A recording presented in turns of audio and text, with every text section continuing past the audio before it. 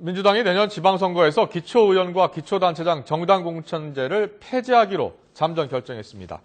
또 민주당을 비롯한 야권은 오늘 7월 임시국회 소집 요구서를 국회에 제출했지만 새누리당이 국회 소집에 반대하고 있어 정상적인 활동은 어려워 보입니다.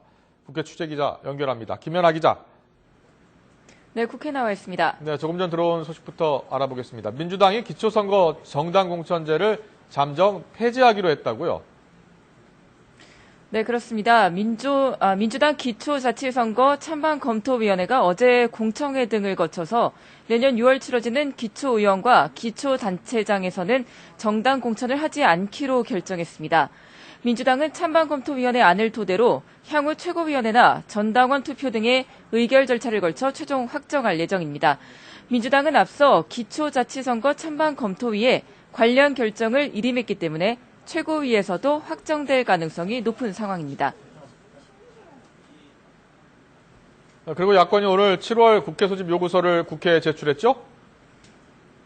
네, 그렇습니다. 민주당을 비롯한 야권이 6월 임시국회에서 처리하지 못한 민생법안 해결을 위해서 7월 임시국회 소집 요구서를 제출했습니다. 민주당뿐만 아니라 통합진보당과 진보정의당 그리고 무소속 안철수와 송호창 의원 등 의원 141명이 국회 소집 요구서에 서명했는데요. 대리점 밀어내기 등의 횡포를 막기 위한 이른바 남양유업 방지법 등 시급한 민생 현안을 7월에라도 처리하자는 것입니다.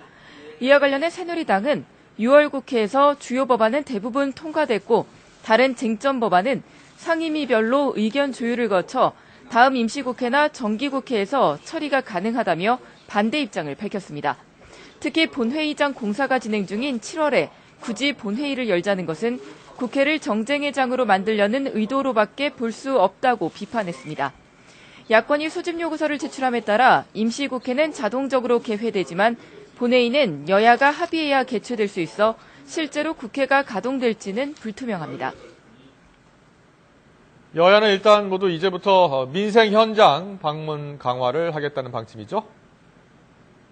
네, 그렇습니다. 여야 지도부는 오늘 잇따라 대전을 방문해서 최고위원회의를 엽니다.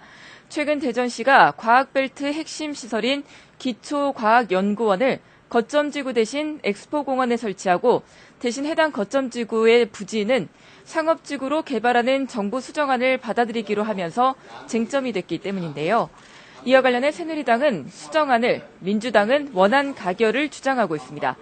새누리당은 수정안을 추진하면 과학벨트 부지 매입비 확보 문제가 해결돼 사업이 본격 추진될 수 있는 만큼 지역에 실질적인 도움이 될 것이라고 강조하고 있습니다.